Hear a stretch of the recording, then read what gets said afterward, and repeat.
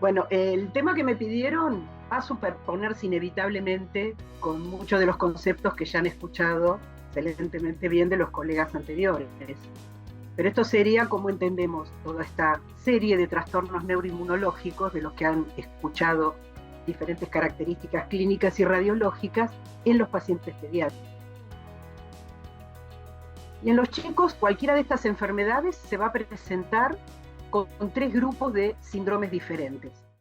El más frecuente en pediatría es el grupo de la izquierda, es decir, son cuadros inflamatorios que afectan en general el cerebro, pero que también pueden afectar el nervio óptico y la médula, y en que el paciente parece tener una meningitis o una meningoencefalitis.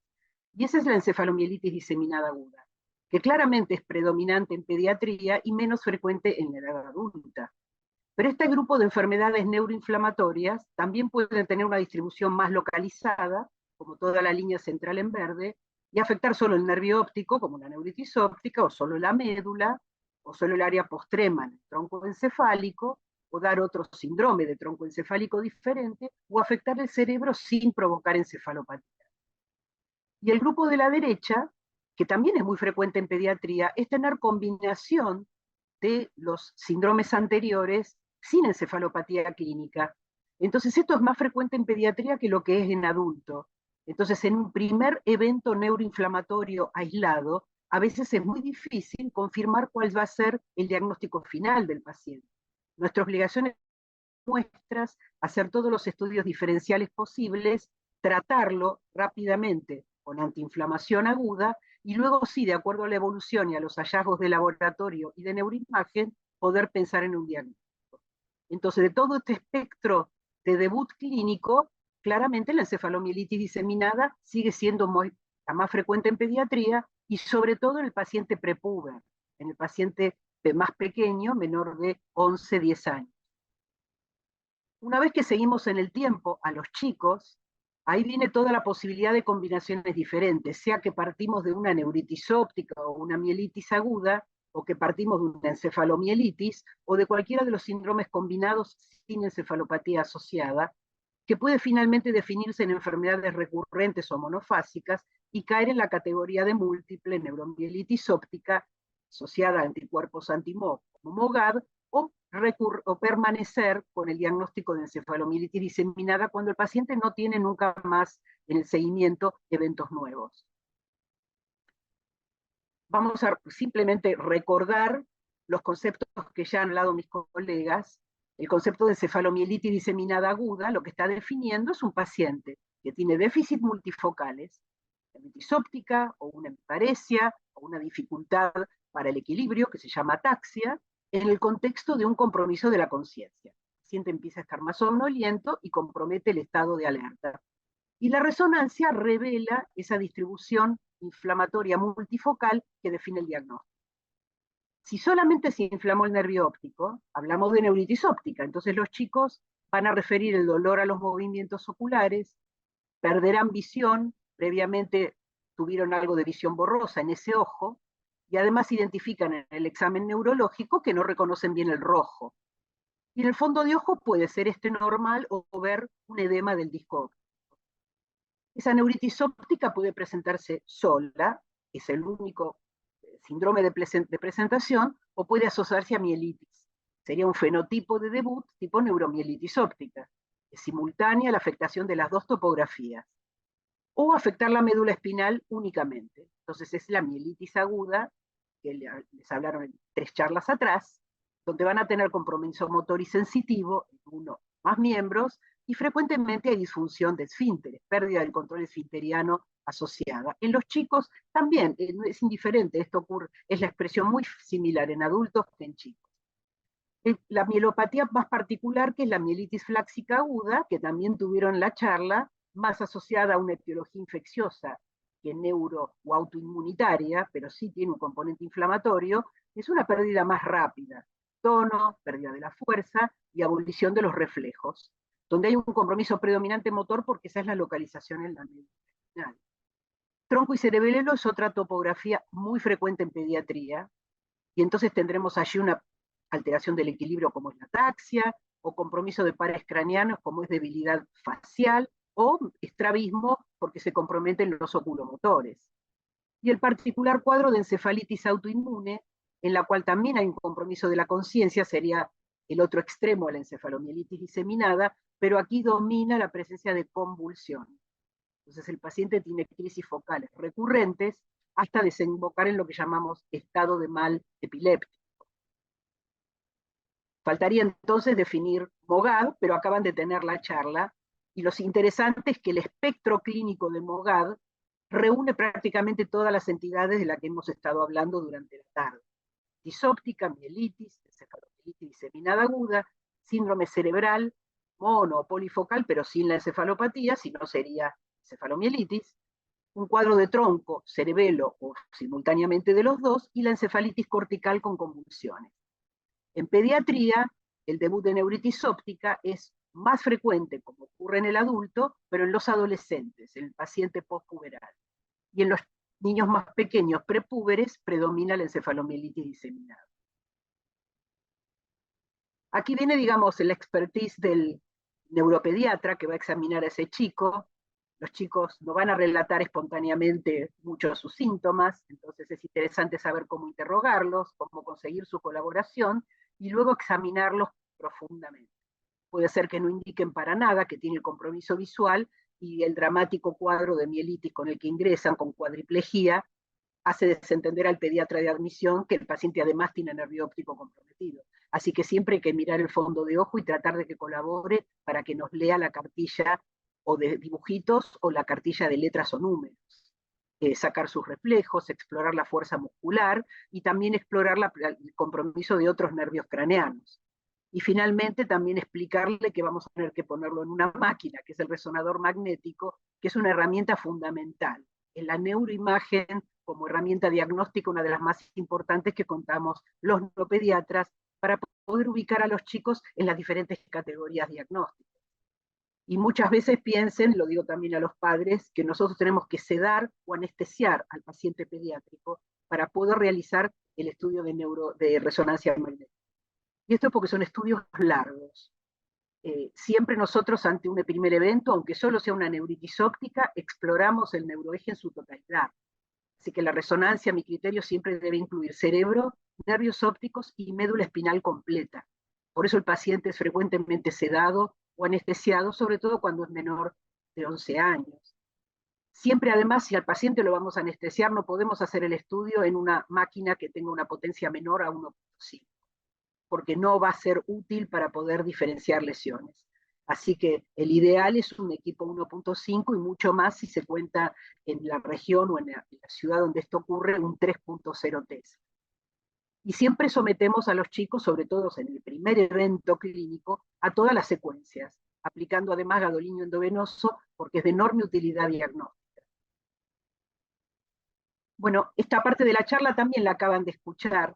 Fue interesante cómo separaron clínicamente esclerosis múltiple, neuromielitis óptica, aquaporina 4 anticuerpo positiva y MOGAD, es el espectro de enfermedades asociadas a anticuerpos anti-MOG.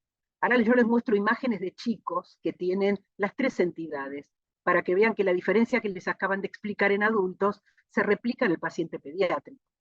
Entonces, la esclerosis múltiple es más sutil cuando compromete el nervio óptico. Entonces, radiológicamente ahora van a ver que es mínimo por ahí el brillo que uno puede ver en el nervio óptico, y clínicamente también tendrá un cambio de agudeza visual que generalmente es leve, es transitorio, pero que requiere igual tratamiento. En cambio, para las dos enfermedades que tienen anticuerpos, neuromielitis óptica con anticuerpos antiaquaporina 4, MOGAD, son neuritis ópticas más severas, más graves. Radiológicamente ahora van a verlas, son largas, son longitudinales. En MOGAD se extienden más hacia adelante, llegando a la papila. En acuaporina 4 positiva se extienden más hacia atrás, pero en las dos la pérdida visual es muy importante y el componente inflamatorio y de dolor es grave. Y por eso merecen tratamiento enérgico en agudo.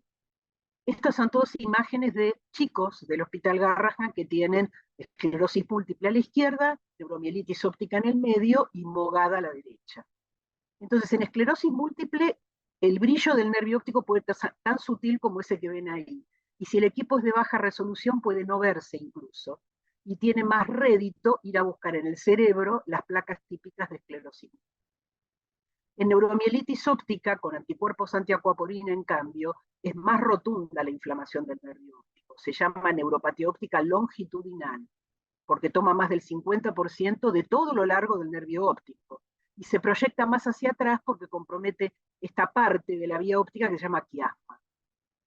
Y en MOGAD, que son las imágenes de la derecha, la neuropatía óptica es larga también, pero vean qué intensamente inflamatoria, cómo capta gadolinio mucho más que la de acuaporina 4.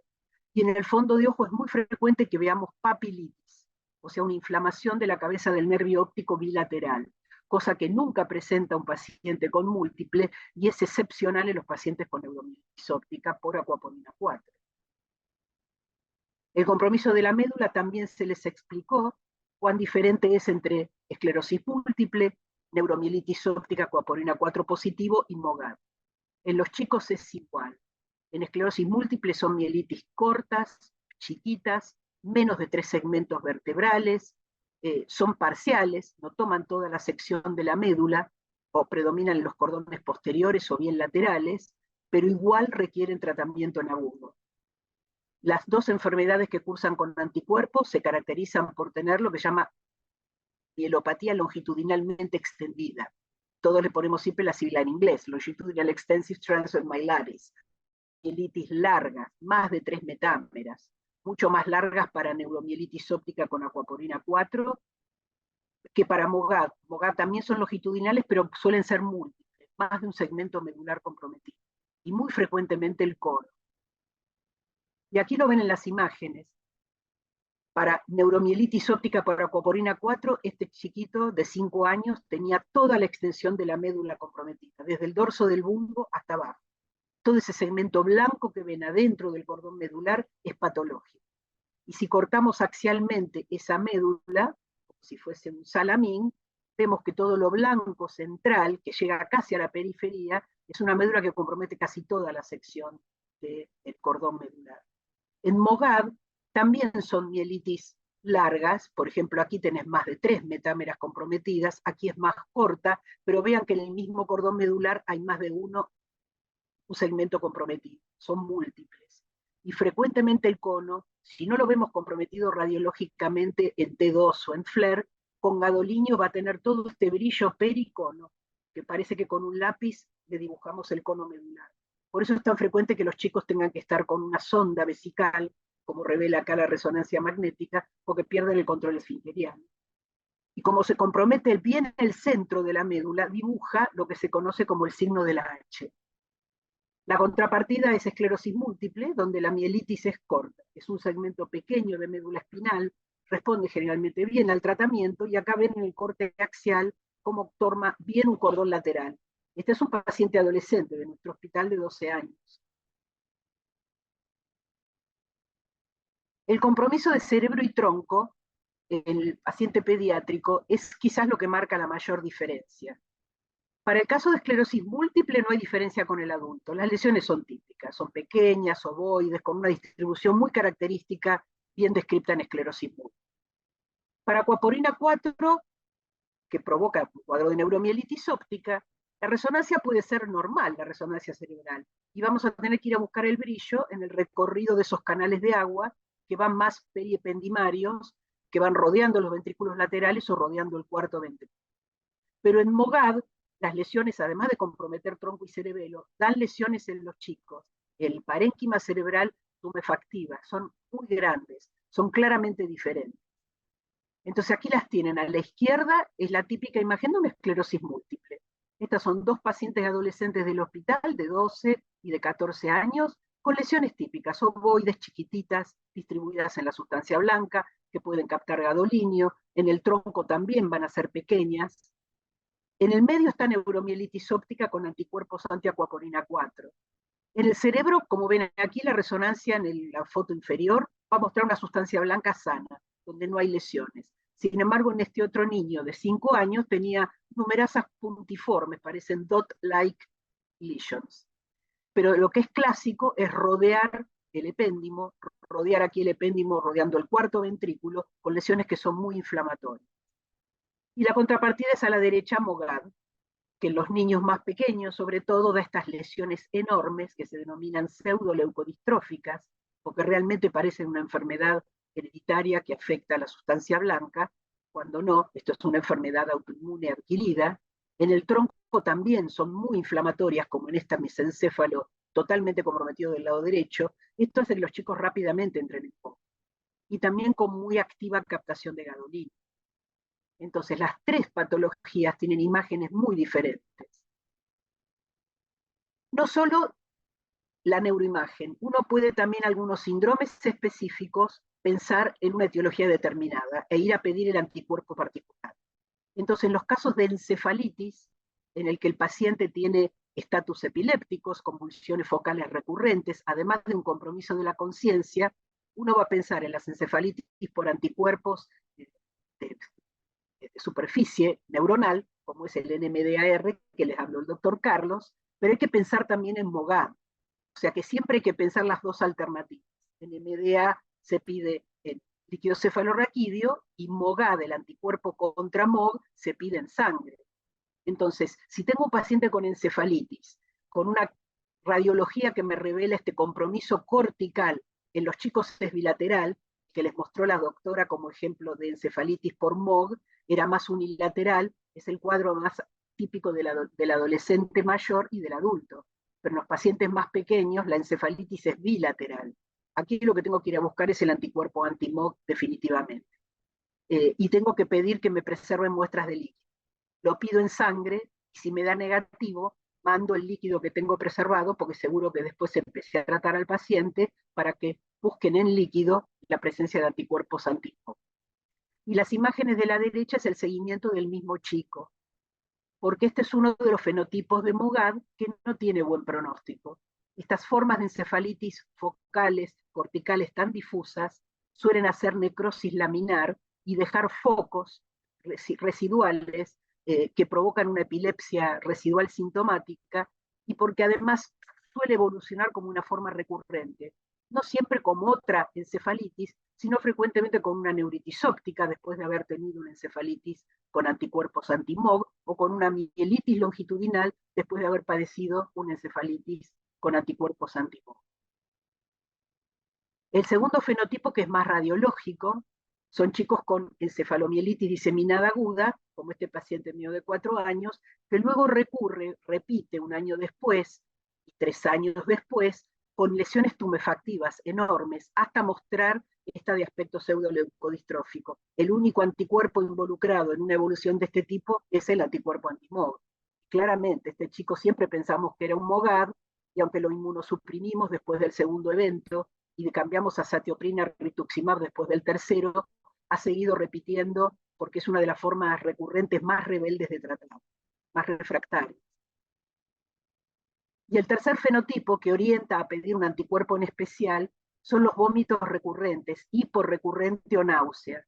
Es el síndrome de área postrema que les explicó recién la doctora que me precedió en la charla. Esto es particularmente típico en los chicos y es una consulta frecuente el vómito en el contexto de fiebre y de un malestar general en la guardia pediátrica. Pero estos no son vómitos cualquiera, digamos, son vómitos repetidos, pueden durar horas, días, el paciente se deshidrata e ingresa a la guardia por deshidratación. Y si bien el pediatra va a pensar primero en algo gastroenterológico, como ocurre siempre, y para deslindar, digamos, el diagnóstico neurológico solo pide una tomografía, y no van a ver el área postrema afectada, como la ven en la resonancia, en una tomografía de cerebro. Así que el ATAC es un estudio insuficiente para pescar el síndrome de área postrema. Y los pacientes siguen siendo estudiados por gastroenterología, endoscopía para buscar Helicobacter pylori, el niño sigue vomitando, hasta que en algún momento progresa ese área postrema a comenzar a dar un síndrome medular alto, y se piensa ahí que evidentemente esto debe ser inflamatorio, y se pide en ese momento el anticuerpo antiacuaporina. Claramente el síndrome de área postrema es como un síndrome muy orientador, como forma de debut de neuromielitis óptica asociada a anticuerpos antiacuaporina. No es interesante poder definir el diagnóstico, claro, si no es porque después tenemos que deslindar qué tratamiento vamos a seguir. Así que no es solamente semántico. Es muy importante en el paciente pediátrico definir si va a requerir tratamiento futuro porque tiene una enfermedad que tiende a ser recurrente. O si nos quedamos tranquilos porque parece ser algo monofásico que no requerirá tratamiento crónico. Entonces, nuestra disyuntiva es, ante un primer evento, pensar si este niño tiene una encefalomielitis como enfermedad única o si tiene una neuromielitis óptica que puede estar mediada, un espectro completo comprometiendo nervio óptico y médula, o aporina 4 positiva en sangre, o tener anticuerpos anti-MOG, que es el subtipo de seronegativos para coaporina 4 que los pacientes pediátricos pueden tener. Si tiene un anticuerpo positivo para MOGAD, habrá tenido cualquiera de las formas de debut que les explicamos recién.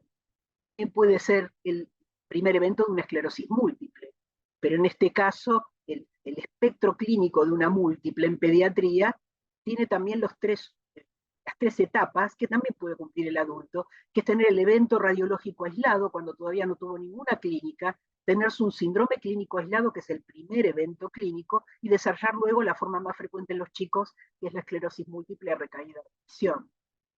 También puede ser encefalitis, como les expliqué, un compromiso de la corteza cerebral. Si tiene convulsiones recurrentes, voy a ir a buscar MOG directamente. Si no tiene tantas convulsiones, pero tiene movimientos anormales como disquinesias orofaciales y distonías, voy a ir a buscar NMDAR en líquido cefalorraquídeo. Y está el subgrupo de epilepsias autoinmunes, más frecuentes actualmente en los chicos. Son cuadros epilépticos refractarios al tratamiento anticrisis habitual, pero que están mediados por un anticuerpo. Y es un grupo que todavía está en estudio y del que tenemos que entender algo mejor para ver su manejo científico. Pero como les dije, lo más importante es ver qué tratamiento tengo que encarar en ese chico para futuro, porque estas enfermedades pueden tener un curso monofásico o un curso crónico recurrente. Entonces es clave definir esto. ¿Puedo pensar en el primer evento si va a tener esa evolución futura? No es tan fácil. Hay enfermedades en las que claramente voy a tener en claro que puede tener un curso monofásico muy probablemente. Estas son entonces todo el espectro de entidades. En verde ven las enfermedades que pueden tener un curso monofásico, como frecuente ocurre con la encefalitis autoinmune por anticuerpos anti-NMDA, el MOGAD en pediatría, aquellos que debutan como ADEM, más de la mitad son monofásicos, los chicos con neuritis óptica también frecuentemente son monofásicos, pero ahora van a ver que también puede ser recurrente, como les explicó la colega recién. La neuromielitis óptica mediada por anticuerpos anti-MOG también puede ser monofásica, lo mismo que la ADEM, que en este caso sería el seronegativo sin anticuerpos anti-MOG. El problema es que si pensé en una esclerosis múltiple o la subsiguiente resonancia me mostró evolución a múltiple, esto define una enfermedad que es progresiva, recurrente, crónicamente, y a este paciente hay que medicarlo desde que tengo confirmada la entidad. MOGAD, cuando recurre, me demostró que tiene una evolución a curso recurrente y requiere también inmunosupresión. Si la neuromielitis que estoy manejando me dio positiva para coaporina 4, no tengo que esperar una recaída. Esta es una enfermedad recurrente crónica y tiene que ser inmunosuprimido permanentemente el paciente. Y MOG, el espectro, digamos, de neuromielitis que marca MOG, puede ser también recurrente o monofásico. Eso me lo definirá el paciente con el seguimiento clínico y radiológico. Y lo mismo ocurre con los cuadros de ADEM, que pueden ser monofásicos o recurrentes. Cuando tienen MOG positivo, generalmente tienen una tendencia a recurrir al tiempo. Y finalmente la encefalitis con anticuerpos anti-MOG, que es más frecuente que sean recurrentes que monofásicas. Y vuelvo a repetir que los fenotipos de recurrencia pueden ser de cualquiera de las otras manifestaciones clínicas. Después de una encefalitis autoinmune, tener una neuritis óptica o tener una mielitis transversa o un síndrome de tronco.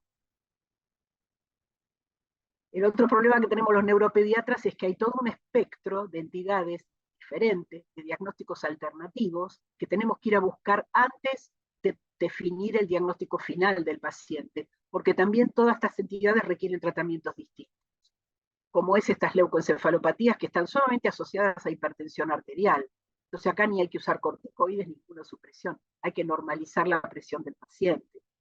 O algunos espectros de inflamación, como acá en el cuerpo calloso, pero que es en el contexto de una influenza A. O los fenómenos vasculares, que los chicos también pueden tener, así como lo presentan los adultos.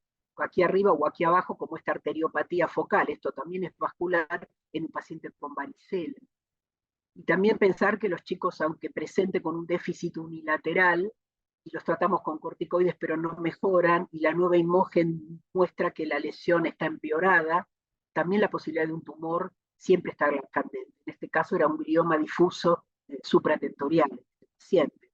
Y lo mismo ocurre con los compromisos medulares. Ya les explicó la doctora que hay que pensar en sarcoidosis, por ejemplo, que esta es una de nuestras pacientes de 12 años con una mielopatía longitudinal, pero que tenía mucha captación de gadones.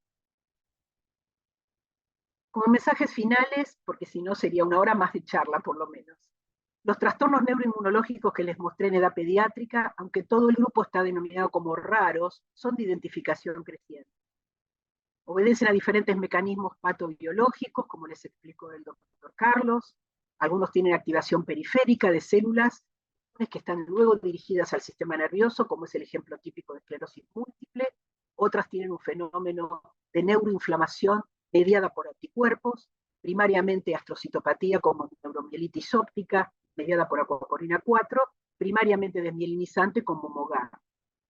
La clave es tener una buena identificación del fenotipo clínico, dónde encierro la forma de debut de este paciente y el patrón radiológico, para unificar una orientación diagnóstica mejor y más fina.